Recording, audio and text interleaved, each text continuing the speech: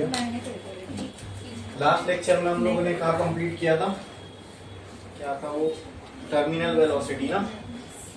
Terminal velocity क्या होती है वो हमने देखा था और उसका डेरिवेशन भी देखे थे। ओके, अब नेक्स्ट वहाँ पर जो है ना विस्कोसिटी वाला पार्ट पूरा कंप्लीट हो गया था। मैकेनिकल प्रॉपर्टी ऑफ फ्लूइड में जो विस्कोसिटी का पार्ट है वो वहाँ हो गया था कंप्लीट। आज हम लोग नया पार्ट स्टार्ट करने वाले हैं मैकेनिकल प्रॉपर्टी फ्लूइड की, जिसका नाम है, इस प्रॉपर्टी का नाम है सरफेस टेंशन। ठीक है, अब सरफेस टेंशन समझने से पहले ना कुछ चीज़ें हैं जो हमें पहले समझना पड़ेगा, तो हमें सरफेस टेंशन को समझने में और आसानी होगी। उसका डेफिनेशन देखेंगे क्या होता है और उससे रिलेटेड कुछ टर्मिनोलॉजीज है, वो टर्मिनोलॉजीज पहले अगर अच्छे से समझ में आएगी तो सरफेस टेंशन अच्छे से समझ में आएगा। ठीक है, हमने देखा कि कोई भी लिक्विड का मॉलिक्यूल को, ठीक है, वो स्फेरिकल शेप लेने की कोशिश करता है। ठीक है, ऐसा क्यों? क्योंकि बाय नेचर, हमें नहीं पता, बाय नेचर उसकी इंट्रिंसिक प्रॉपर्टी है कि फ्लूइड जो है हमेशा कम से कम सरफेस एरिया ऑक्यूपाई करने की कोशिश करता है।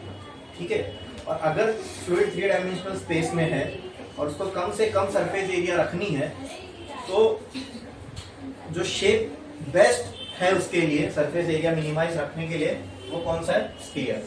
ठीक है, तो इसीलिए लिक्विड ड्रॉप जो होते हैं वो स्फेरिकल शेप के होते हैं। बोलो क्लियर है? हाँ, यही जो प्रॉपर्टी है, ठीक है, जिसकी वजह से ये जो प्रॉपर्टी है फ्लूइड की, अपने सरफेस एरिया को कम से कम रखने की, उसकी वजह से ना इसके सरफेस पर एक फिनोमिना देखने को मिलता है, एक चीज देखने को मिलती है। ठीक है, अब वो चीज क्या है, अब वो समझते हैं। ठीक है, मान लो ये फ्लूइड का एक ड्रॉप है और अब हम जो यहां से बात करने वाले ना वो सिर्फ और सिर्फ फ्लूइड के सरफेस की बात करेंगे। जो लिक्विड होगा फ्लूइड मतलब मैं लिक्विड फ्लूइड की बात कर रहा हूं, और लिक्विड फ्लूइड के सिर्फ सरफेस की बात होगी। किसकी बात होगी? Surface tension is a surface phenomena. जैसे एग्जांपल ले लो, अगर आपने एक कंटेनर लिया, उसके अंदर आपने लिक्विड भर दिया, ठीक है, तो जो सरफेस वाली लेयर है सिर्फ इसकी बात चल रही है। अब जो भी हम लोग सरफेस टेंशन में पढ़ेंगे वो सिर्फ और सिर्फ इस लेयर के ऊपर ही एप्लीकेबल है। ये बल्क ऑफ फ्लूइड से उसका कोई लेना देना नहीं है। समझ में आया? ये सरफेस टेंशन में जो भी आगे चीज हम पढ़ने वाले हैं, that is the property of surface of the liquid. ठीक है, ये सारी चीजें कहां हो रही होगी, जो भी अभी हम आगे पढ़ने वाले सब कहां हो रही होगी? सरफेस ऑफ लिक्विड में। यहाँ बल्क में नहीं कुछ हो रहा होगा। ये सारी चीजें जो हम अब यहां से देखने वाले, वो सब कहां होने वाली है? ये सरफेस पे, सरफेस ऑफ लिक्विड। बोलो क्लियर है? हाँ, अब यहां से फ्री सरफेस जो होता है वो कहां तक होता है वो भी हम डिफाइन करेंगे थोड़े टाइम में। ठीक है, पहले मैं आपको सरफेस टेंशन का आइडिया देना चाह रहा हूं कि सरफेस टेंशन क्या होता है। ठीक है, तो उसके लिए अभी हमने ये कहानी शुरू की थी कि कोई भी लिक्विड का सरफेस हो, इट विल ट्राई, कोई भी लिक्विड हो, it will try to minimize its surface area. जो उसका सरफेस का एरिया है, लिक्विड क्या चाहेगा? उसको मिनिमम से मिनिमम रखे। और वो करने के, वो होने के लिए ही कोई भी लिक्विड जो है वो कौन सा शेप लेता है? Spherical shape. अरे बोलो क्लियर है? अगर फ्री स्पेस में रख दो तो लिक्विड कौन सा शेप ले लेगा? स्फेरिकल। क्लियर? क्लियर? अच्छा, अब इसके सरफेस पे अगर हम गौर करें, ठीक है, यानी मैं इसके सरफेस पे गया यहाँ पे और जूम करके यहाँ पे एक मैंने पिक्चर बना दी इसके सरफेस पे। ठीक है, अब इसके सरफेस पे बहुत सारे मॉलिक्यूल्स हैं, बहुत सारे मॉलिक्यूल है।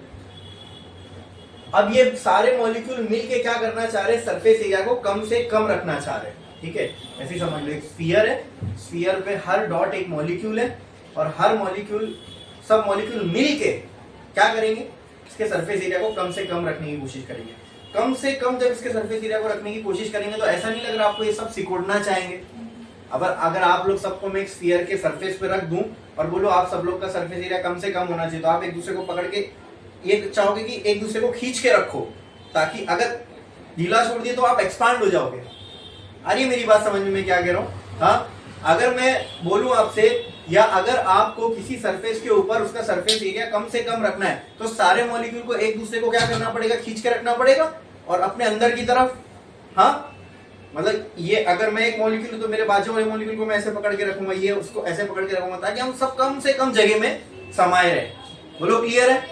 तो उससे क्या होगा दोस्तों, अगर मान लो मैं कहीं पे भी एक ऐसी लाइन कंसीडर करता हूं, इस सरफेस के ऊपर मैंने एक छोटी सी लाइन कंसीडर की, ठीक है, यूनिट लेंथ की, यूनिट का मतलब वन यूनिट कोई भी हो सकती है, 1 मीटर हो सकता है, 1 सेंटीमीटर हो सकता है, तो एक यूनिट मैंने कहा, वो यूनिट आप कुछ भी समझ लो, 1 मीटर 1 सेंटीमीटर कुछ भी, ठीक है।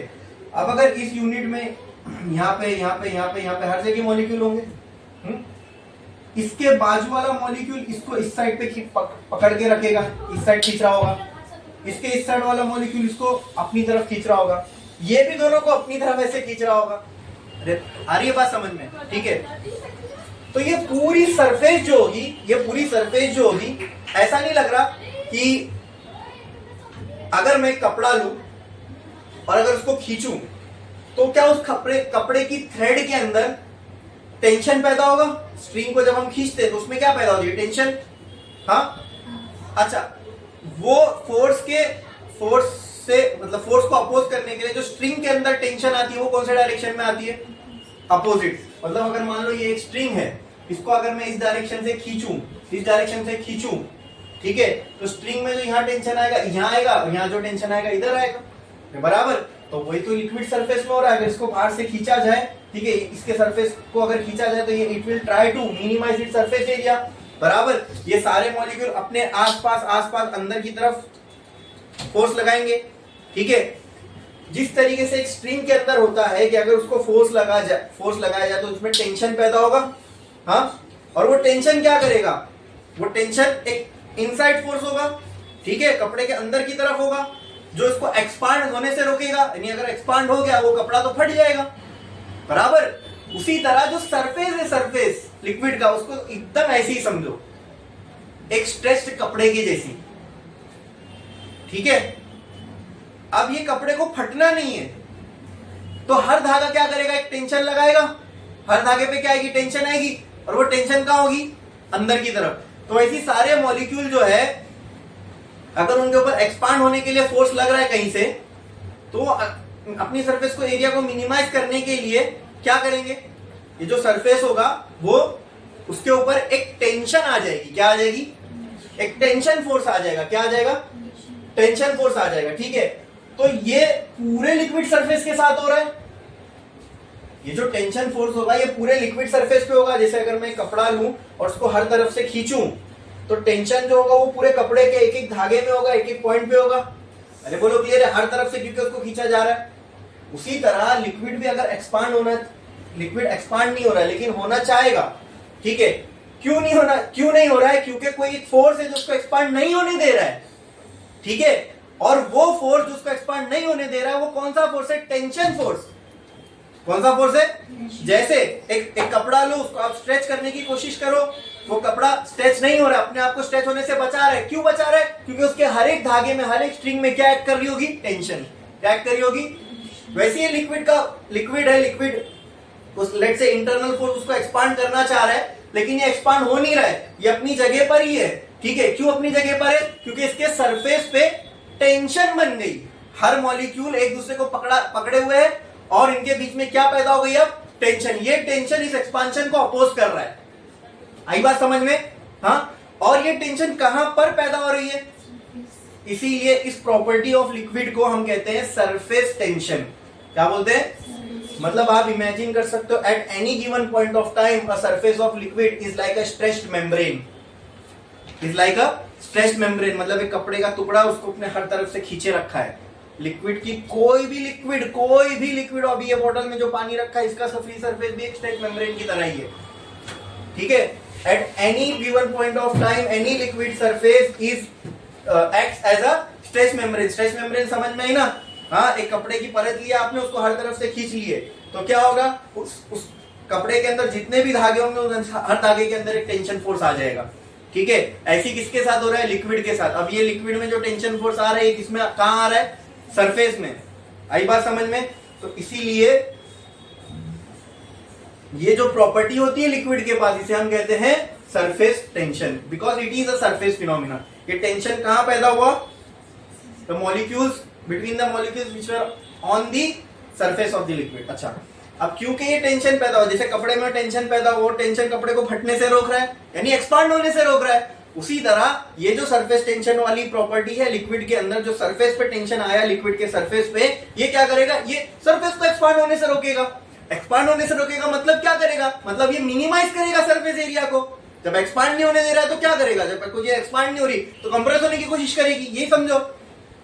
आई बात समझ में? तो it will not allow the surface to expand. तो फिर ये सरफेस टेंशन है क्यों, ताकि एक्सपांशन ना हो। तो फिर क्या हो, that surface tension will try to minimize the surface area of the liquid।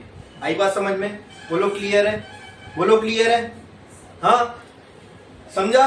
अब हमने देखा कि जो फ्लूइड का सरफेस है, ये फ्लूइड जो है, अगर इसको वैक्यूम में अगर इसी छोड़ दो तो स्फेरिकल शेप ले लेता है। इसको एक्सप्लेन करना था, कैसे एक्सप्लेन करें, ये पूरी थियरी है, ठीक है। और इस थियरी को बोलते हैं, अभी जो टेंशन फोर्स है ये बिटवीन द मॉलिक्यूल है, हाँ ये वाला मॉलिक्यूल इसको ऐसे खींचेगा, ये वाला मॉलिक्यूल इसको ऐसे खींचेगा, ऐसे ये मुझे खींचेगा अपनी तरफ, उसके बाजू वाले को अपनी तरफ, मैं खींचूंगा इसको अपनी तरफ, ये खींचेगा मुझे अपनी तरफ, मैं भी इसको अपनी तरफ खींचूंगा, ये भी मुझे अपनी तरफ खींचेगा, ये अपने बाजू वाले के साथ सेम ऐसे ही करेगा। तो ऐसे सब एक दूसरे को अपनी तरफ ही खींच रहे हैं, ठीक है। तो ये मॉलिक्यूल के बीच में ऐसा लग रहा है, ये सारे मॉलिक्यूल मिलके ही ये सरफेस बना है, दैट, और इन सबके बीच में टेंशन है, तो that surface is like a stretch membrane, ठीक है। ये कपड़े को पकड़ के खींचो तो सेम ऐसी होगा उसके अंदर। आई बात समझ में? क्लियर है? बोलो, इसमें किसी को कोई डाउट है? और इस थियरी को जो अभी जो हमने समझा ना सरफेस टेंशन को, ठीक है, by assuming tension force between the molecules, ठीक है, कि मॉलिक्यूल एक दूसरे को पकड़ रहा है, ये एक दूसरे को दूर जाने नहीं दे रहा है, अपने आपस में एक दूसरे के अंदर इनके पास ऐसा बोल सकता हूँ अट्रैक्टिव फोर्स है। मैं इसको नहीं चाहूंगा कि ये मेरे से दूर जाए, ये भी नहीं चाहेगा, ये इसको भी नहीं चाहूंगा कि ये मेरे से दूर जाए, ये भी चाहेगा इसके आजू बाजू हर तरफ के जो मॉलिक्यूल है इसके पास ही रहे, ठीक है। तो क्या ये फोर्स ऑफ अट्रैक्शन जैसा कुछ लग रहा है? इसका एक आगे नाम है, देखेंगे आपको, ठीक है। लेकिन इतना समझ में आया, तो इस थियरी ऑफ सरफेस टेंशन को हम कहते हैं मॉलिक्यूलर थियरी। क्या कहते हैं? मॉलिक्यूलर थियरी, ठीक है। जैसे मॉलिक्यूल को, सरफेस के ऊपर बहुत सारे मॉलिक्यूल को हमने समझा, ठीक है, और वो सारे मॉलिक्यूल एक दूसरे को आपस में घट पकड़े हुए एकदम, ठीक है, अपनी तरफ खींच रहे, हर मॉलिक्यूल दूसरे मॉलिक्यूल को अपनी तरफ खींच रहा है, ठीक है। तो इससे क्या होगा, एक्सपांशन नहीं होगा, सब आपस में करीब आना चाहेंगे, और अगर वो आपस में हमेशा करीब ही आना चाहते हैं तो वो ओवरऑल एरिया को क्या कर देंगे, कम कर देंगे। अब मैं आप लोग सब यहाँ से फैल के बैठे हो, अगर आप में मैं एक प्रॉपर्टी डाल दूं जिस प्रॉपर्टी की वजह से आप सिर्फ एक दूसरे के करीब ही आना चाहोगे, तो एट लास्ट क्या होगा, आप आके एक साथ चिपक जाओगे। तो जो पहले एरिया थी, जो पहले आप लोग ने एरिया ऑक्यूपाई किया था जब आप फैले हुए थे, वो ज्यादा होगी कि जब जो एरिया आपने ऑक्यूपाई किया चिपके हुए वो कम होगी?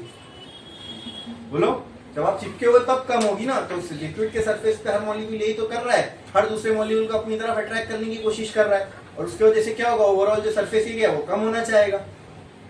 क्लियर? और ये सारी चीजें कहाँ हो रही होती है, सरफेस ऑफ लिक्विड पे। बोलो क्लियर है? हाँ, इसी को हम कहते हैं सरफेस टेंशन। बोलो क्लियर? सरफेस टेंशन क्या है? The property of liquid due to which it tries to minimize its surface area is called as surface tension. लिखो, surface tension, surface tension, surface tension, surface tension. अब कई books में सुनो, surface tension को S से represent करते हैं और कई बुक में टी से, ठीक है। तो अपन एस से करेंगे टी, क्योंकि हम टेंशन भी कई जगह पर टेंशन के लिए टी यूज करते हैं, तो है ना, कई जगह पर टेंशन के लिए टी यूज करते हैं। और surface tension is like a tension force, इसलिए कई जगह पर उसको टी की जगह टी से रिप्रेजेंट करते हैं, हम लोग एस से करेंगे, ठीक है, कुछ अलग है। ओके, सरफेस टेंशन लिखो, it is a property of fluid, it is a property of fluid due to which it tries to minimize its surface area.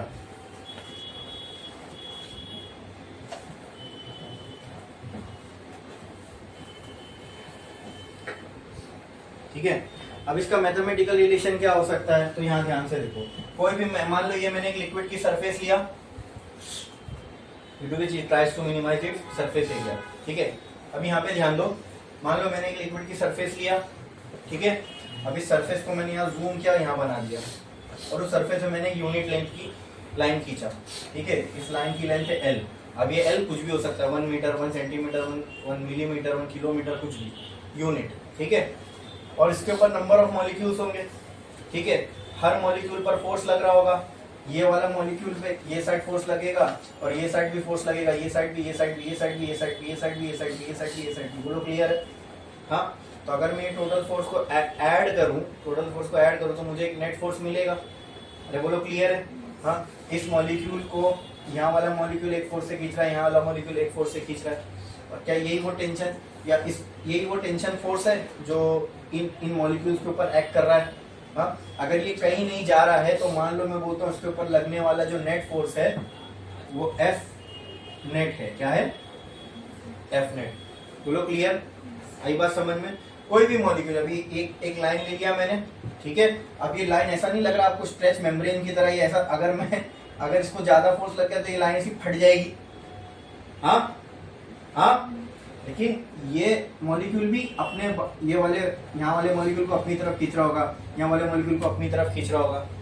रही बात समझ में? बोलो क्लियर है? तो मैथमेटिकली हम सरफेस टेंशन को कुछ इस तरीके से डिफाइन करते हैं।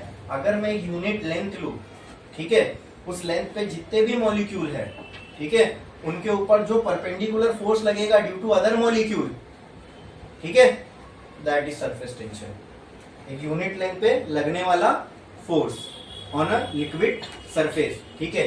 तो कहना है surface tension is force per unit length. अरे बोलो क्लियर है? समझ में आया? एक लेंथ लिया मैंने, उस लेंथ के मॉलिक्यूल्स पर लगने वाला फोर्स, ठीक है, that is called as surface tension mathematically.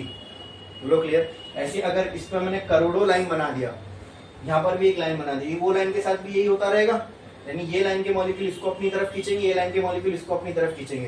तो ये सारी पूरी लेयर एक ऐसी मतलब आपस में इनके अंदर पूरा टेंशन पैदा हुआ रहेगा पूरे सरफेस के ऊपर। ये एक्सपांड नहीं होना चाहेंगे बल्कि कॉन्ट्रैक्ट होना चाहेंगे, बराबर। They will try to minimize their surface area. Clear है? तो इस तरीके से हम मैथमेटिकली सरफेस टेंशन को डिफाइन करते हैं। What is surface tension by mathematical relation? Surface tension is defined as force on a unit length on a surface of the liquid। Clear है? आई बात समझ में? लिखो ओ आर और लिखो, ओ आर और सरफेस टेंशन का एक और डेफिनेशन लिखो। Surface tension can also be defined as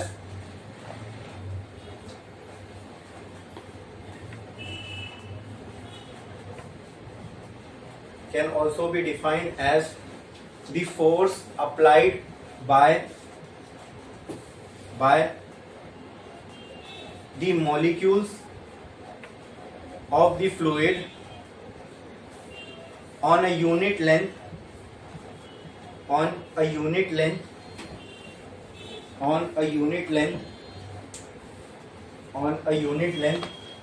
surface of liquid,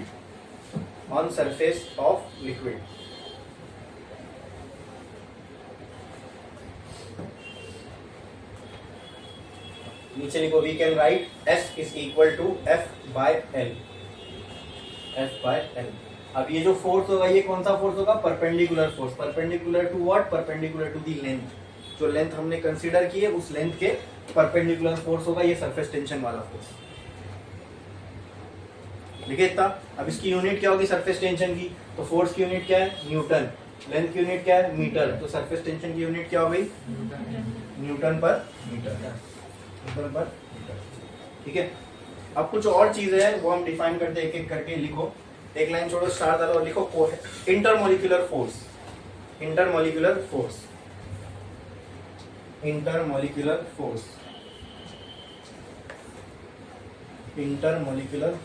लिखो, द फोर्स ऑफ अट्रैक्शन और repulsion, between the molecules of a fluid, the force of attraction or repulsion between the molecules of a fluid is called as intermolecular force of attraction. Is called as intermolecular force. Simple. Attraction is called as intermolecular force. तो मान लो ये एक fluid की surface है, इसके ऊपर करोड़ों molecule होंगे। एक मॉलिक्यूल और दूसरे मॉलिक्यूल के बीच में कोई एक फोर्स होगा, ठीक है। या तो फोर्स ऑफ अट्रैक्शन हो सकता है या तो रिपल्शन, उस पर बाद में आएंगे। लेकिन एक फोर्स होगा जो दो मॉलिक्यूल के बीच में इंटरैक्ट करेगा। दो मॉलिक्यूल के बीच में एक फोर्स है, that might be force of attraction और फोर्स ऑफ रिपल्शन, उससे अभी फिलहाल हमें लेना देना नहीं। मैं इंटरमोलिकुलर फोर्स की बात कर रहा हूँ। दो मॉलिक्यूल के बीच का फोर्स कोई भी फ्लूइड के अंदर, उसको हम कहते हैं इंटरमोलिकुलर फोर्स। अब ये फोर्स कोई भी टाइप का हो सकता है, या तो अट्रैक्शन का हो सकता है या रिपल्शन का हो सकता है। तो अब बेस्ड ऑन अट्रैक्शन और रिपल्शन उसको हम दो कैटेगरी में बांटते हैं। स्टार डालो, लिखो cohesive force.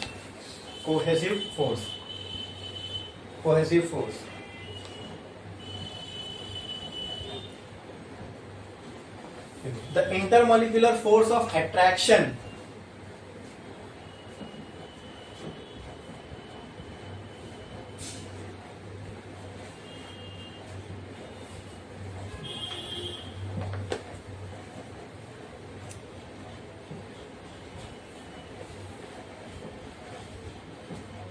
between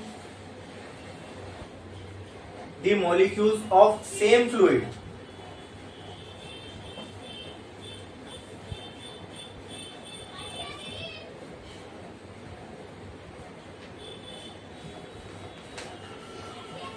is called as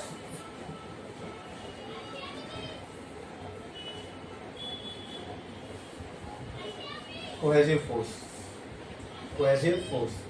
ठीक है, नेक्स्ट लिखो adhesive force.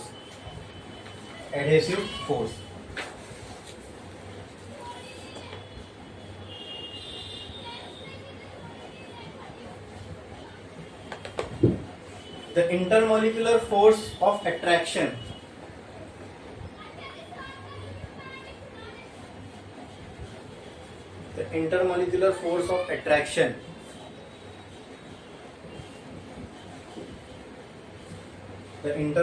force of attraction between molecules of different fluid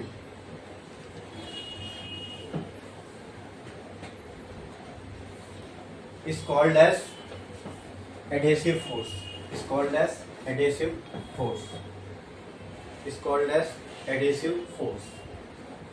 ठीक है, अब ध्यान दो।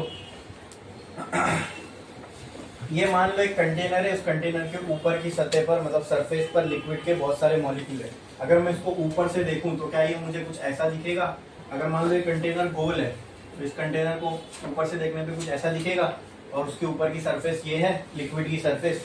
हाँ ठीक है, इसके ऊपर बहुत सारे लिक्विड के मॉलिक्यूल होंगे। मान लो यहाँ पे एक लिक्विड का मॉलिक्यूल और यहाँ पे एक लिक्विड का मॉलिक्यूल है, करोड़ों होंगे, मैंने कोई दो मॉलिक्यूल को कंसिडर किया।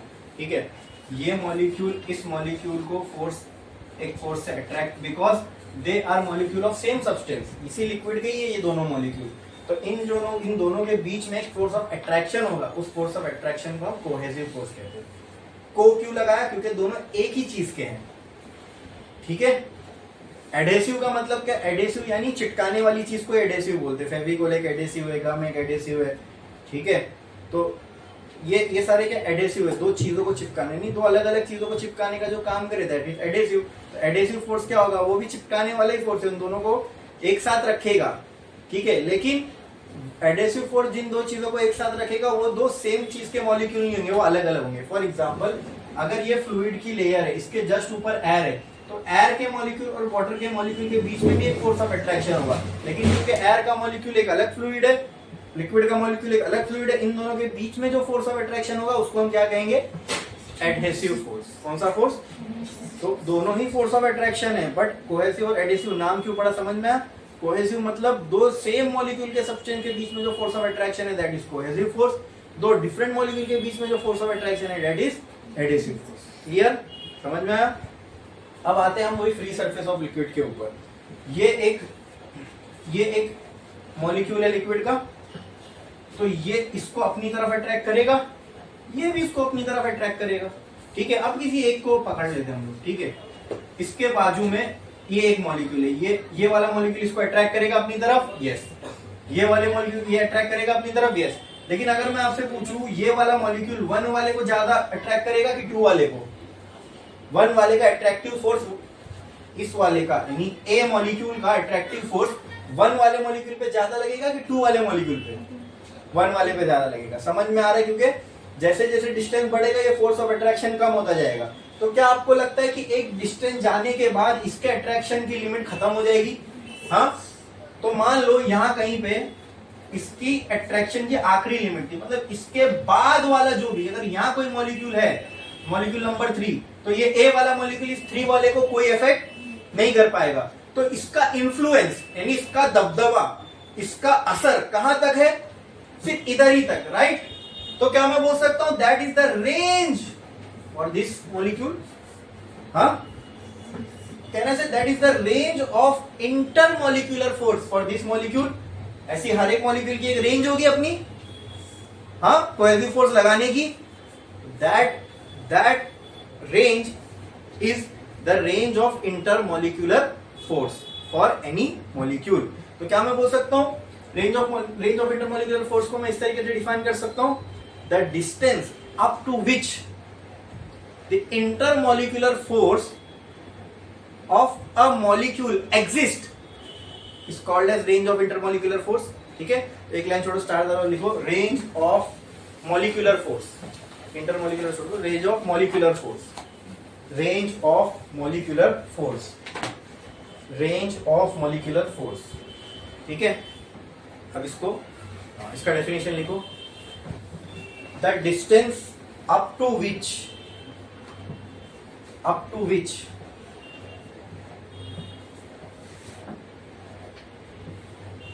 the intermolecular force of a molecule exists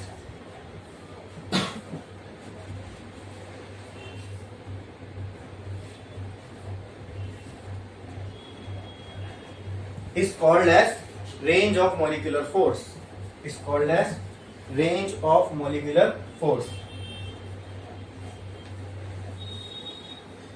तो क्या हमने अभी ये समझा दोस्तों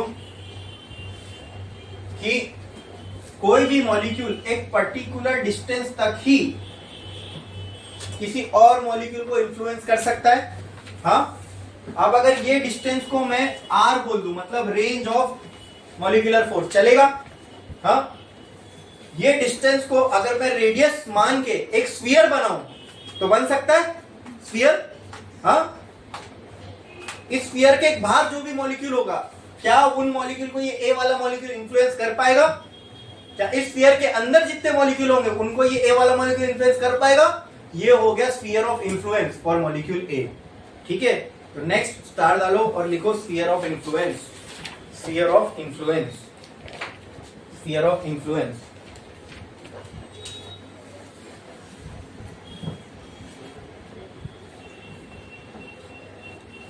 An imaginary sphere drawn by taking range of molecular force as radius, an imaginary sphere drawn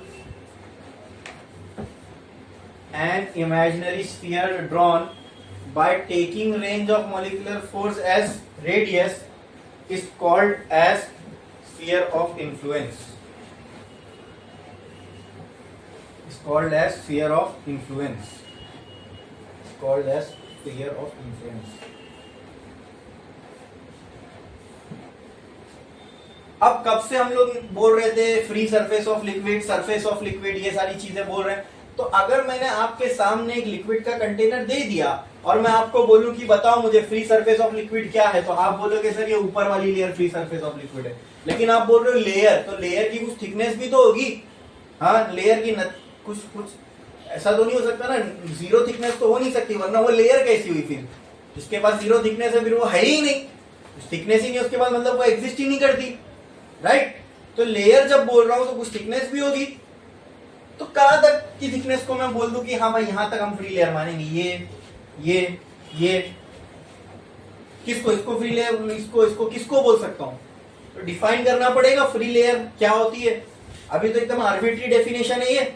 हाँ, खाली अंदाजा पूरे फ्री सरफेस बोले तो हाँ जो ऊपर दिखी वो, लेकिन कहां तक ऊपर? ठीक है, लेकिन लेयर है तो कुछ थिकनेस भी तो होना चाहिए। ठीक है, तो अगर मान लो कि जो सबसे टॉप लेयर ऑफ लिक्विड है, यानी जो सबसे टॉप पे हमें मॉलिक्यूल दिख रहे हैं, उस कोई भी एक मॉलिक्यूल को पकड़ लिया हमने, ठीक है, वहां से क्या इसका कोई स्फीयर ऑफ इन्फ्लुएंस होगा? बना दिया। ठीक है। अब इसके स्फीयर ऑफ इन्फ्लुएंस का आधा हिस्सा तो इस फ्लूइड के बाहर होगा, लेकिन क्या इसके रेडियस के बराबर का हिस्सा अंदर भी होगा? बस इतने हिस्से को मैं बोल सकता हूँ this is free surface of liquid. आई बात समझ में? हाँ, ये है फ्री सरफेस या सरफेस टेंशन की जो बात होगी सिर्फ उतने ही हिस्से पर होगी। आई बात समझ में? तो एक लाइन छोड़ो, स्टार डालो और लिखो free surface of liquid. Free surface of liquid.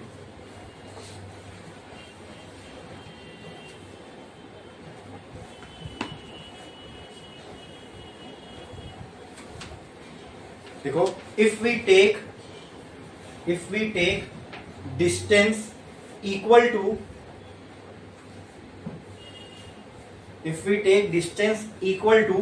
radius of sphere of influence,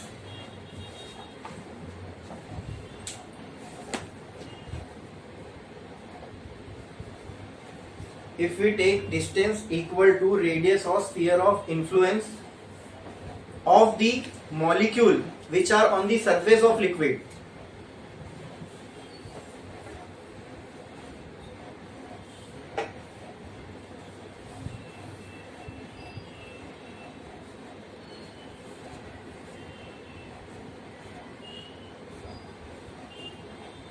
the thickness equal to this distance can be said as free surface of liquid. The thickness of this surface can be said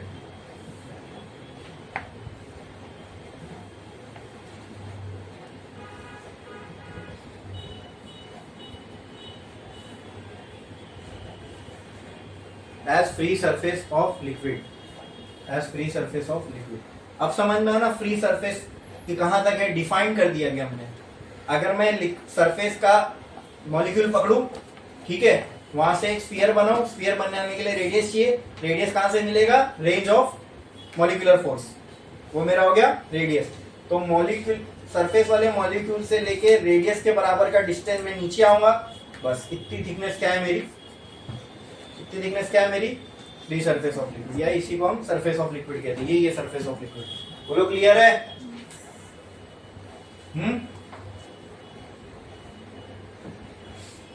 कुछ example देखते हैं अभी हम लोग surface tension के।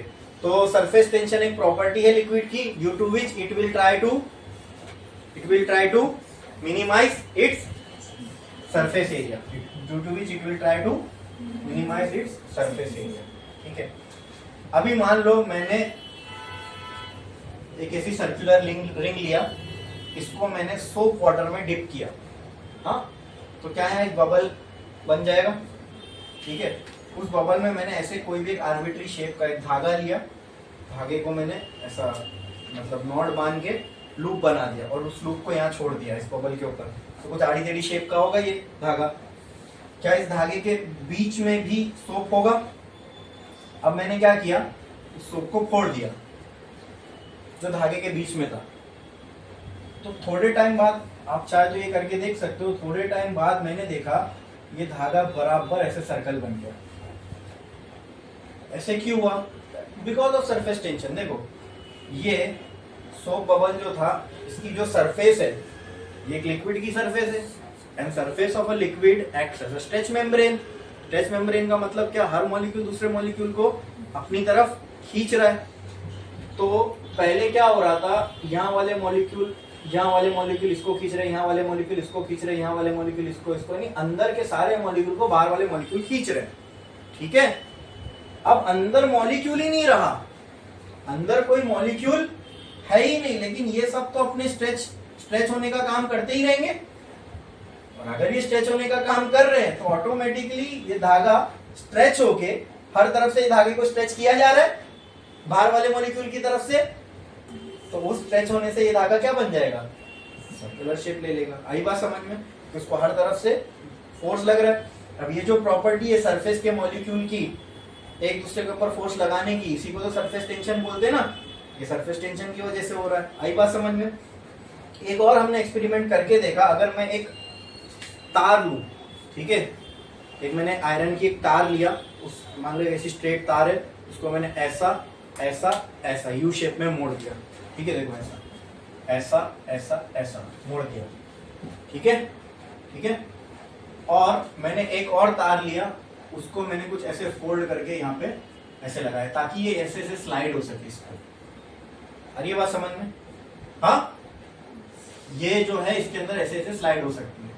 अब इतने हिस्से को, जो रेक्टेंगुलर हिस्सा दिख रहा है, इसको मैंने सोप बबल में डिप किया तो लिक्विड की एक सरफेस बन जाएगी इतने हिस्से में। अब ये जो सरफेस है ये क्या कर रही है, ये जो रिंग है इसको अपनी तरफ खींच रही है, क्योंकि इसके इस साइड तो कोई लिक्विड नहीं है और ये पूरा लिक्विड अपने आप को कम से कम रखना चाहता है, कम से कम अपनी एरिया करना चाहता है। तो अगर ये सारे लिक्विड के मॉलिक्यूल जो यहाँ पे अपनी एरिया कम करना चाहेंगे तो ये यहाँ खींचा जाएगा। हाँ, ये बोलो क्लियर है?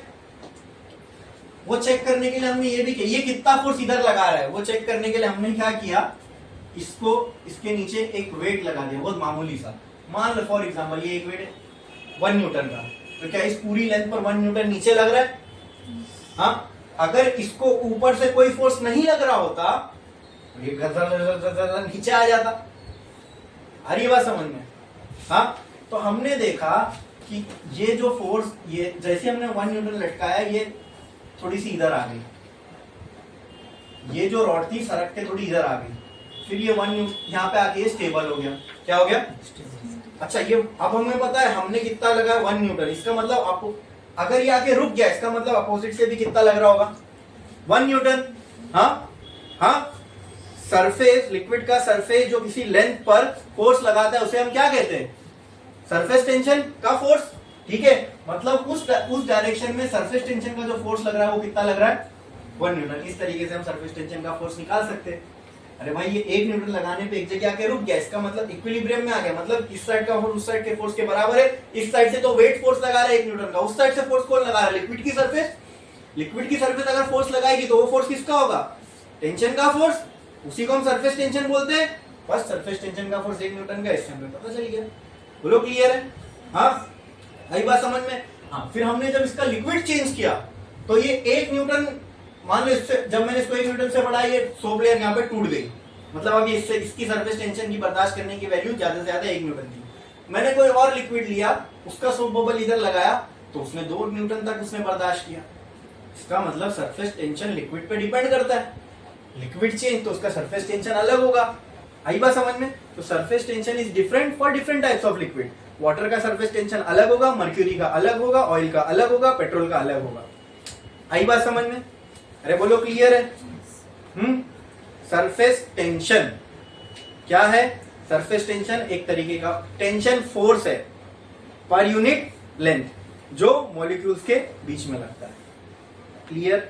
इसकी वजह से fluid tries to minimize its surface area. बोलो क्लियर है? ये चीज समझ में आई? पक्का? सरफेस टेंशन का मैथमेटिकल रिलेशन क्या होता है वो भी हमें समझ में आया? ठीक है। अब एक कॉन्सेप्ट है दोस्तों जिसका नाम है सरफेस एनर्जी। पहले आओ उसको हम लोग अच्छे से समझते हैं, फिर हम लोग उसका मैथमेटिकल रिलेशन भी देखेंगे क्या होता है।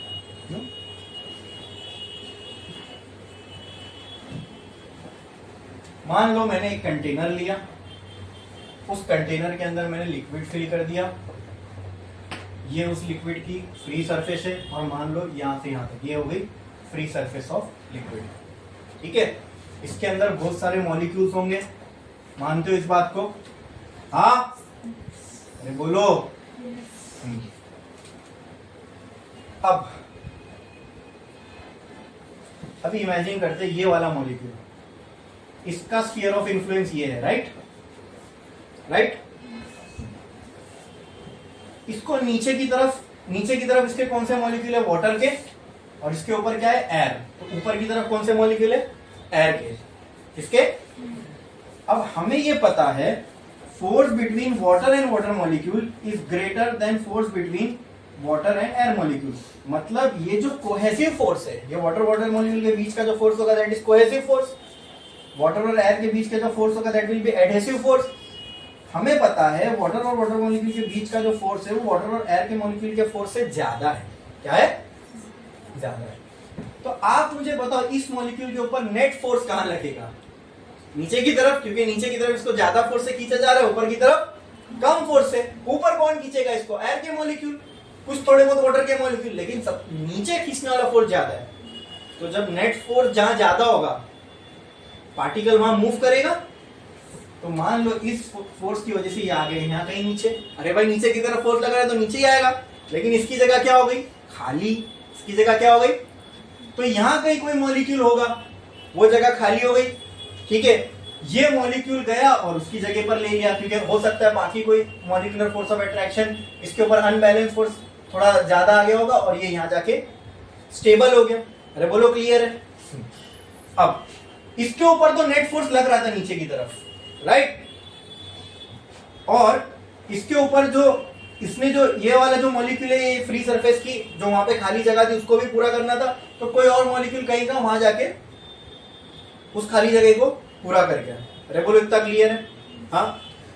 तो इस मॉलिक्यूल को यहां जाने के लिए इसके ऊपर वर्क हुआ होगा। देखो डिस्प्लेसमेंट हुआ इस मॉलिक्यूल का इतना, लेट्स से ये x डिस्प्लेसमेंट हुआ इस मॉलिक्यूल का। अब अगर आपको कोई चीज एक जगह से दूसरी जगह डिस्प्लेस करना है तो उसके ऊपर फोर्स लगाना पड़ेगा, बराबर। इसके ऊपर फोर्स लगा होगा कोई इंटरमॉलिक्यूलर फोर्स ऑफ अट्रैक्शन के बराबर। और क्योंकि ये यहां से इधर गया, अगर मैं हाइट के टर्म्स में बात करूं तो ये हाइट के टर्म्स में नीचे आया है, इसकी हाइट डिक्रीज हुई है, और ये हाइट के टर्म्स में ऊपर आया है। और अगर मैं पोटेंशियल एनर्जी का एक नॉर्मल सा फॉर्मूला देखूं mgh, तो हाइट के कम होने पे पोटेंशियल एनर्जी कम होगी, हाइट के बढ़ने पे पोटेंशियल एनर्जी बढ़ेगी। तो आप मुझे बताओ दोनों में से किसकी पोटेंशियल एनर्जी बड़ी होगी? ये 1 वाले मॉलिक्यूल की कि 2 वाले मॉलिक्यूल की? 1 वाले मॉलिक्यूल की पोटेंशियल एनर्जी बड़ी होगी। तो एक ओ ऐसा मतलब ये यहां पे था और जब ये यहां पहुंचा तो ये मॉलिक्यूल यही है, लेकिन यहां आने के बाद इसकी पोटेंशियल एनर्जी क्या हो गई? बढ़ गई। तो इस वक्त में जब ये इधर आ गया, उस वक्त यहां पर जितने भी मॉलिक्यूल थे, अगर मैं बोलूं potential energy of molecule eight 1 and potential energy of molecule eight 3, मुझे बताओ दोनों में से किसकी पोटेंशियल एनर्जी ज्यादा है? 1। अरे बोलो। तो ऐसा किसी भी पार्टिकल के साथ होगा जो ऊपर जाएगा। इसका मतलब सरफेस पे साले जितने मॉलिक्यूल बैठे हुए हैं उन सबके पास नीचों से ज्यादा पोटेंशियल एनर्जी है, right? They have some extra potential energy than the bulk of the liquid. अच्छा, इसको सरफेस बोलते हैं, तो बाकी जो बचा हुआ पार्ट है लिक्विड का, इसको क्या बोलते हैं? Bulk of liquid. क्या बोलते हैं? Bulk of liquid. आई बात समझ में? तो by this explanation can I say the molecules on the surface of the liquid have some extra energy than the bulk of the liquid। ये खास प्रॉपर्टी किसके पास है? सरफेस वाले मॉलिक्यूल के पास। इसलिए इस एनर्जी को हम कहते हैं surface energy. The energy possessed by the molecules on the surface of the liquid। Energy की बजाय इसलिए बोलना ज्यादा सही होगा, the extra energy possessed by the molecules on the surface of the liquid is called as surface energy। ठीक है? अच्छा, अब आप मुझे बताओ, फिर कोई एक मॉलिक्यूल होगा, इसको डाउनवर्ड में ज्यादा फोर्स लगेगा, फिर ये नीचे आएगा, इसके बदले कोई इधर चला जाएगा। लेकिन ये बात हमेशा ट्रू रहेगी कि सरफेस पे जो भी मॉलिक्यूल है उनके पास बल्क से ज्यादा पोटेंशियल एनर्जी है। बोलो क्लियर है? हाँ। अच्छा, जो ये यहां से यहां गया, इस पे जो भी वर्क हुआ होगा, ठीक है, जो वर्क हम किसी पार्टिकल पे करते हैं वो वेस्ट तो नहीं हो सकता, energy can not be destroyed, तो कन्वर्ट होगी। किस में कन्वर्ट होगी? वो पोटेंशियल एनर्जी में। मतलब ये जाके इसके पोटेंशियल एनर्जी में बैठ गई। तो जब ये पार्टिकल इधर पहुंचा तो यहां पर वो एनर्जी किस में कन्वर्ट हो गई? इसकी पोटेंशियल एनर्जी में। तो ऐसी इस पार्टिकल की पोटेंशियल एनर्जी, इस पार्टिकल, ये सब की पोटेंशियल एनर्जी को अगर मतलब इस पे जो वर्क किया हमने, इस पार्टिकल पे जो वर्क किया, वो किस में कन्वर्ट हो गया? पोटेंशियल एनर्जी में। और इसी को हम क्या कहते हैं? Surface energy. क्या कहते हैं? आई बात समझ में? बोलो क्लियर है? हाँ। Because this extra energy is only exclusive to the molecule on the surface. ये क्लियर है? इसमें किसी को कोई डाउट है? यहां तक समझ में आया? पक्का? सरफेस एनर्जी का कॉन्सेप्ट समझ में आया? अब इसका हम मैथमेटिकल रिलेशन देखने वाले हैं। ठीक है? तो एक लाइन छोड़ो, स्टार डालो, हेडिंग लगाओ, सरफेस एनर्जी। पहले उसको हम डिफाइन करेंगे। सरफेस एनर्जी देखो, सुनो इधर। सरफेस एनर्जी पोटेंशियल एनर्जी की वजह से आ रही है, तो जो पोटेंशियल एनर्जी का सिंबल है वही हम सरफेस एनर्जी के लिए यूज करेंगे, विच इज यू। ठीक है, surface energy capital you, surface energy capital you. लिखा आपने इतना? देखो, the extra energy possessed by the molecules of fluid on the free surface of fluid is called as surface energy, is called as surface energy, is called as surface energy, is called as surface energy। ठीक है, किसी भी molecule पे अगर हम force लगाएं तो उसके ऊपर हमने वर्क किया, फोर्स लगा के कुछ डिस्प्लेसमेंट हो, उस पर हमने वर्क किया। अब जो हम वर्क करते हैं मॉलिक्यूल के ऊपर, वो एनर्जी का work is a form of energy. Work हमने मॉलिक्यूल पे किया, मतलब मॉलिक्यूल को एनर्जी दी, तो अब वो एनर्जी गई कहाँ? वो उसी मॉलिक्यूल के पोटेंशियल एनर्जी के फॉर्म में स्टोर हो जाती है। इसलिए मैंने लिखा work done gets converted into potential energy and we are calling that potential energy as surface energy because ये पूरी कहानी कहाँ पे हो रही है? सरफेस पे। क्लियर है इतना? कोई डाउट है इसमें किसी को? पक्का? पक्का। अच्छा, तो क्या आपको ऐसा नहीं लग रहा कि फ्री सरफेस जो होती है लिक्विड की, वो हमेशा एक उथल पुथल में होती है, टर्बुलेंस में? मतलब अगर एक फ्री सरफेस यही रखी हुई भी है, मान लो ये कंटेनर में पानी भर के ऐसे रखा हुआ है, लेकिन ऊपर की तरफ इसको कम फोर्स, नीचे की तरफ ज्यादा फोर्स, ये तो लगता ही रहेगा। तो सरफेस से मॉलिक्यूल नीचे जाते ही रहेंगे, नीचे से ऊपर मॉलिक्यूल आते ही रहेंगे, ये होता ही रहेगा, होता ही रहेगा, होता ही रहेगा। तो eight any given point of time a free surface of liquid can be set in small turbulence. उथल पुथल उसमें होती रहेगी। वो दिख रहा है पानी अभी भी रखा हुआ है, इसकी जो फ्री सरफेस होगी ना, वो अभी भी उसमें ये सब चीजें हो रही होगी। मॉलिक्यूलर लेवल पे हो रही है हमें नहीं पता, लेकिन अभी भी उसके अंदर जो सरफेस के मॉलिक्यूल है वो नीचे जा रहे होंगे, फिर वो नीचे वाले ऊपर आ रहे होंगे। ये सारी चीजें अभी राइट नाउ इसके अंदर हो रही है। ठीक है, ठीक है, आई बात समझ में? अब जो ये फ्री सरफेस ऑफ लिक्विड है, हमें पता है इनके पास कुछ एक्स्ट्रा पोटेंशियल एनर्जी है। अभी एनर्जी हम निकालने वाले, उसका मैथमेटिकल रिलेशन देखने वाले। ठीक है, तो एक लाइन छोड़ो, स्टार डालो और लिखो mathematical relation of surface energy, mathematical relation of surface energy.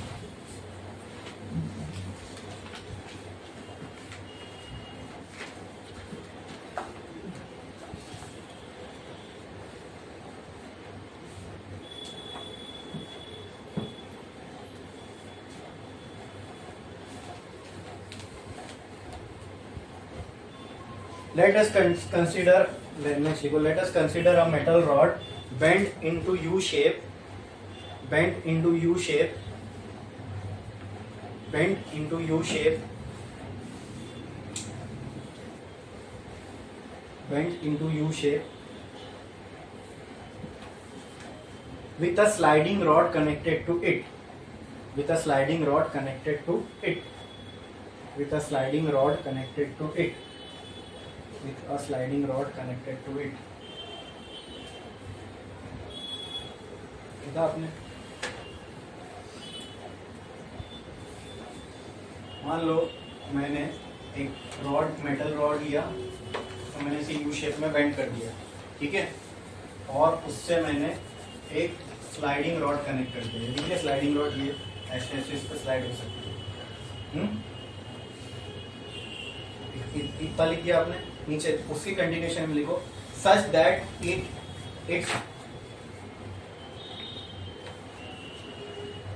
It's length and width are L and X respectively. Its length and width are L and X respectively. L and X respectively. मान लो ये जो and is dipped into a soap bubble, and it's dipped into a soap solution.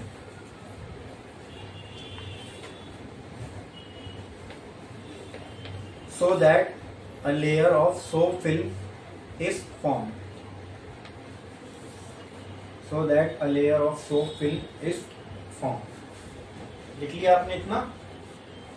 बड़े आ गए। हाँ चलो, अब ये देखो, ये सोप फिल्म से ये पूरा हिस्सा कवर्ड है। ये हिस्से की लेंथ जो है वो L है, ये हिस्से की लेंथ जो है जो X है। L और X हमने इसकी इनिशियल बिट डिफाइन किए। वो क्लियर है? ओके, बना लीजिए, बना लो।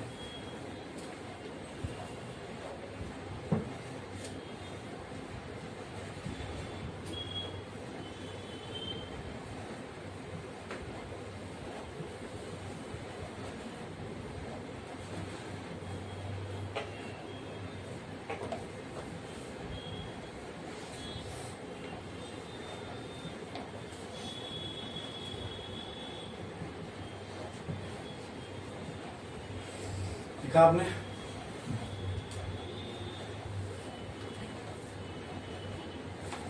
मान लो हमने यहाँ पे इस रॉड से एक वेट हैंग किया W का। ये वेट इसको नीचे की तरफ फोर्स लगाएगा, यानी एक फोर्स ही है ना ये वेट, ठीक है, नीचे की तरफ एक फोर्स लगाएगा। ओके, एंड आप ड्यू टू दिस फोर्स ये रॉड की जो पोजीशन थी वो यहाँ आ गई। तो क्या मैं बोल सकता हूँ यहाँ से यहाँ पे ये रॉड डेल्टा X डिस्प्लेस हुआ होगा। हाँ, अब जो सोप की लेयर है वो ये ना रहते हुए ये हो गई होगी। हाँ, ये जो डॉटेड मैंने बनाया ये बोलो क्लियर है? ये चीज समझ में आ रही है? और ये यहाँ के रुक गया, इसका मतलब इस डायरेक्शन में जो फोर्स है और इस डायरेक्शन में जो फोर्स है वो बराबर होगी। क्लियर है? समझ में आया? लिखो, let us consider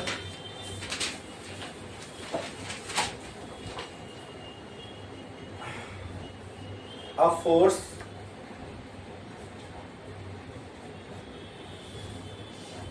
is applied on the movable rod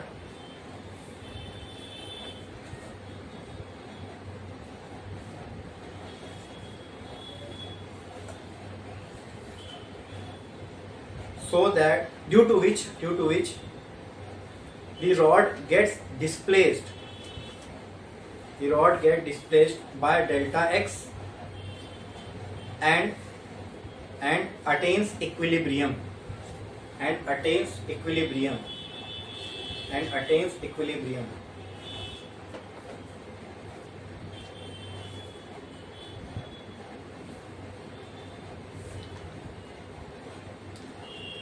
फिर एक लाइन छोड़ो और लिखो, since the rod is in equilibrium we can say that the force applied is equal to force due to surface tension. We can say that force applied is force due to surface tension.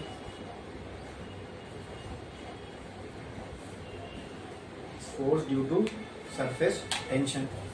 अब यहाँ पे ध्यान दो, ये बचा हुआ part बना लो, इसका बचा हुआ पार्ट बना लो।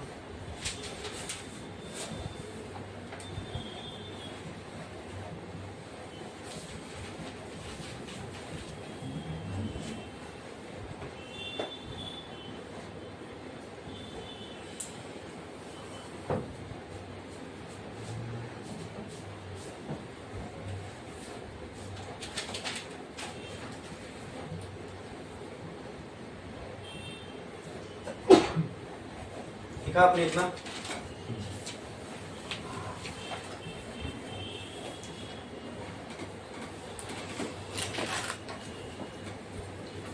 अब देखो, जब हम रॉड पे वर्क करेंगे तो उस वर्क की वजह से क्या ये जो सरफेस के मॉलिक्यूल है इन पे भी वर्क होगा, क्योंकि वो खींचे जाएंगे। एक टाइम पे आके ये रॉड रुक जाएगा, ठीक है। तो हमने क्या मॉलिक्यूल को यहां से यहां लेके आ गए, तो ये जो मॉलिक्यूल पे हमने वर्क किया ये कहां गया? कहां गया? मॉलिक्यूल की पोटेंशियल एनर्जी में सेव हो गया। तो नीचे लिखो, therefore we can say that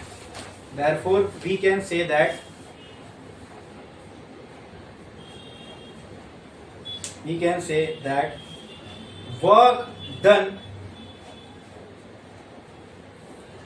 on molecule, work done on molecules of free surface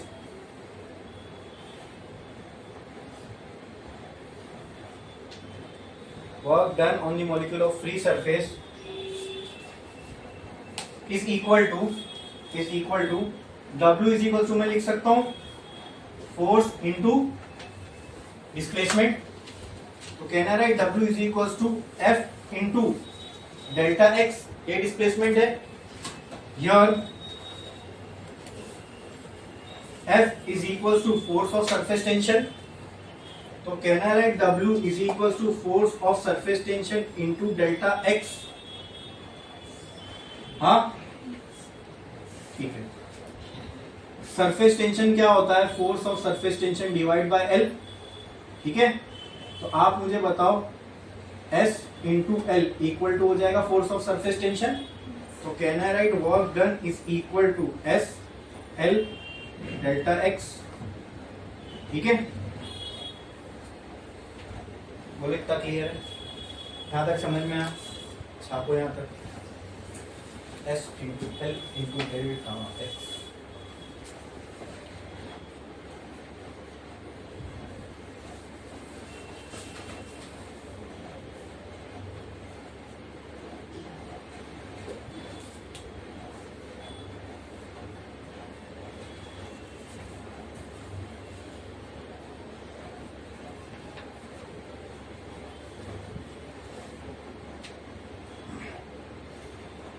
ठीक है, उसके नीचे लिखो we know that work done on the surface molecule get stored इन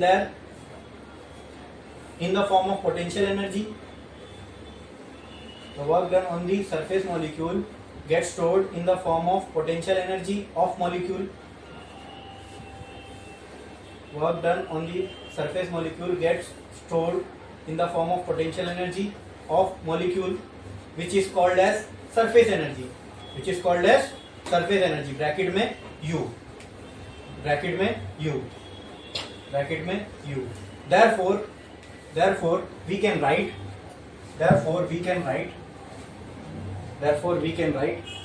अब क्या मैं ऐसा लिख सकता हूं? W is equal to U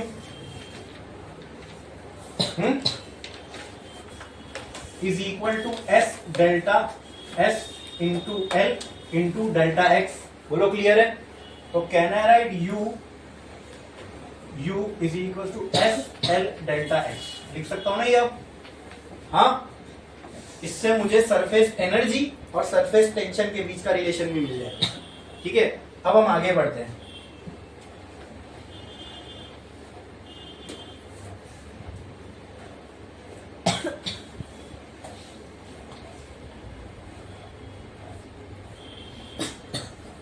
अब इसमें हम देखते हैं the initial area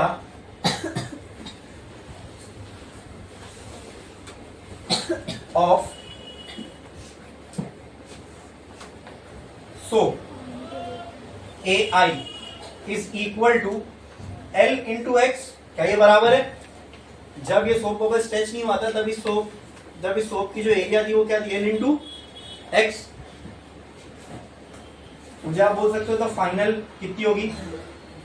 the final area of soap AF is equal to length तो उतनी रही, विड्थ तो बढ़ गई। एरिया क्या होती है? Length into width. तो कहना से length into x plus delta x. क्या सही है? ये गलत है कुछ? पहले लेंथ इतनी थी, बाद में लेंथ कितनी हो गई? इतनी, which is X plus delta X. अरे सही है।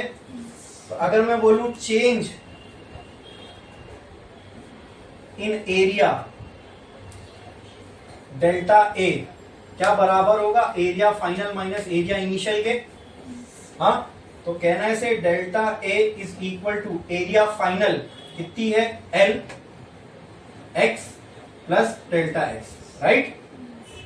हाँ, माइनस L एक्स। तो क्या मैं इसको ऐसा लिख सकता हूं?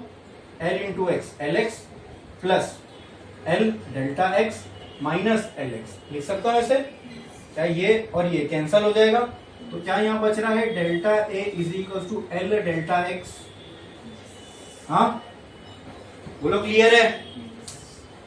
क्या वो फॉर्मूले में इसको अगर मैं इक्वेशन 1 दे दूं तो क्या एल डेल्टा एक्स की जगह में डेल्टा ए पुट कर सकता हूं?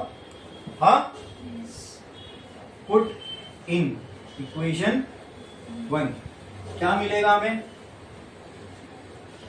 Surface energy is equal to S into delta A. बोलो क्लियर है? ये मिल गया मुझे सरफेस एनर्जी का फॉर्मूला, और एनर्जी है तो इसकी यूनिट क्या होगी, जूल। ठीक है, ये तो मिला ही मिला। यहां से मुझे सरफेस टेंशन का भी एक नया फॉर्मूला मिल गया। वो क्या, surface energy upon change in area is equal to surface tension.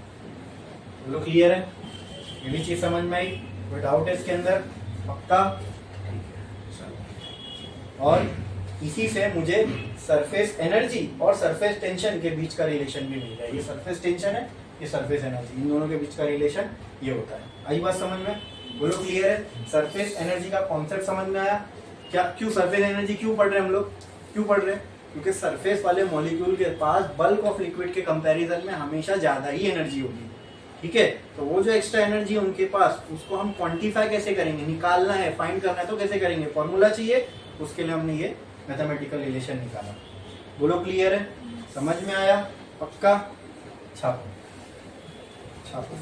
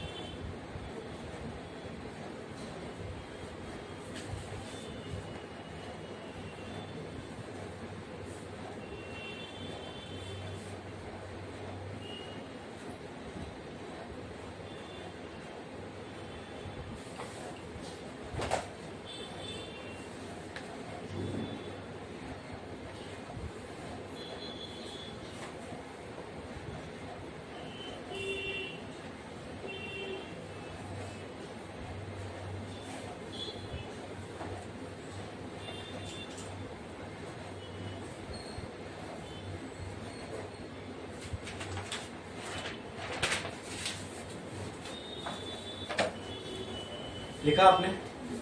अब एक लाइन छोड़ो और लिखो, for normal liquid surface energy U, surface energy U is equal to S L delta X, S L delta X. ये आया था इधर, for normal liquid surface energy U is equal to S L delta X. सिर्फ surface energy की बात करो, surface energy और surface, इसमें भी सरफेस टेंशन का टर्म है एस एल डेल्टा एक्स। देखो, for soap bubble, for soap bubble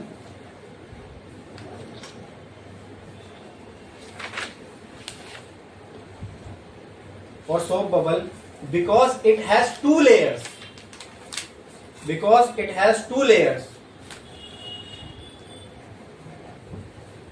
U is equal to 2 into SL delta x, SL delta x, SL delta x। देखिए इधर इतना, ठीक है। अब यही चीज हमने ये सोप को लेके करे थे, ये चीज हमने सोप को ही लेके करे थे ना, ठीक है। तो कहना है right, U is equal to 2SL delta x, ये किसके लिए? For soap bubble. कभी भी प्रॉब्लम में अगर आपको सोप बबल दिया हुआ है तो सोप बबल को हम ऐसे मानते हैं कि जब मैंने इसको पानी में डुबाया तो ऊपर की लेयर का एक एरिया और उसके पीछे वाली लेयर का दूसरा एरिया, तो एरिया कितनी टाइम्स आएगी? 2 बार। तो इनिशियल एरिया को भी मैं 2 टाइम्स मल्टीप्लाई करूंगा, फाइनल एरिया को भी मैं 2 टाइम्स मल्टीप्लाई करूंगा। बोलो क्लियर है? तो यहाँ पे ये 2L हो जाएगा, तो यहाँ पे ये 2LX हो जाएगा, यहाँ पे भी ये 2LX। कटपुट के आंसर वही आने वाला है, ठीक है। लेकिन ये याद रखना जब भी बारी सोप बबल की आएगी, ठीक है, ये हो जाएगा 2L डेल्टा x, ये हो जाएगा 2L डेल्टा x, ठीक है। तो यहाँ पे मैं ये x है, यहाँ पे देखो अगर इसको इसी को मैं इक्वेशन 1 दे देता हूँ, ठीक है। तो यहाँ पे 2L डेल्टा x की जगह पे मैं क्या पुट करूंगा? डेल्टा a, वही आने वाला है, ठीक है। तो आप भी कुछ मत करो, जहां जहां पे आपने ये लिखा है वहां पे जहां जहां मैंने 2 डालो वहां पे 2 डाल दो, ठीक है। यहाँ पे एक 2 डालो, एरिया में यहाँ 2 डालो, यहाँ 2 डालो, ठीक है। करो। तो पहले मैंने आपको इसीलिए एक साथ पूरा कराया ताकि वो सोप बबल और नॉर्मल लिक्विड के बीच का डिफरेंस मालूम पड़े, ठीक है।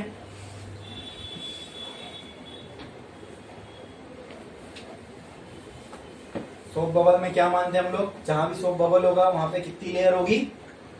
2।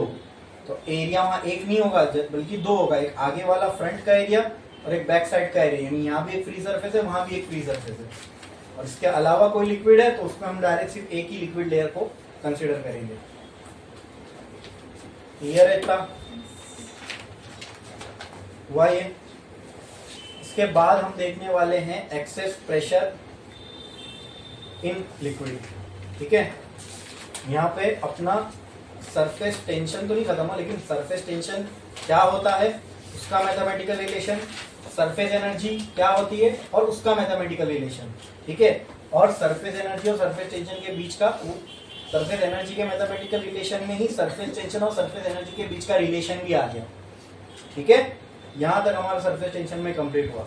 आगे एक टॉपिक है excess pressure in a liquid, उसमें भी सरफेस टेंशन का कॉन्सेप्ट आएगा, वो भी हम देखेंगे, उसका भी हमें डेरिवेशन करना है, लेकिन एक ब्रेक के बाद।